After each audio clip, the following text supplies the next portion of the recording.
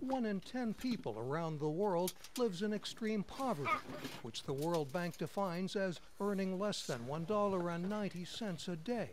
Malnutrition, stunted growth, and cognitive impairment affect over 30% of children in sub-Saharan Africa and South Asia, leaving them unprepared for the automated economy of the future. So warns World Bank President Yong, who says the numbers are improving, but not fast enough.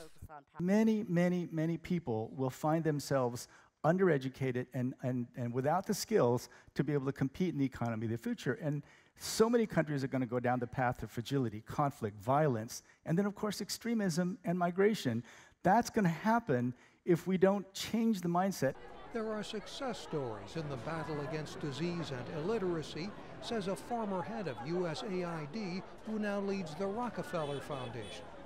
When you look at countries like Rwanda, they've achieved a 70% reduction in child mortality in just 1 decade. So we know that nations can be successful. What it takes, though, is more political will, more focus on science and technology. China is a new player in the world of development. By one count, its loans and aid to 140 countries exceeded $350 billion over a 14-year period. China's new aid agency has fewer restrictions than Western agencies on their loans regarding corruption, governance, and human rights. On the Chinese side, they basically claim that their form of interaction, which is basically doing business, that is preferable to the way that Western institutions have engaged in the past. China's growing involvement in developing economies worries some, but Furchin says the jury is still out on its impact. World Bank lending totaled nearly $60 billion last year for improving infrastructure or meeting basic needs like health and education.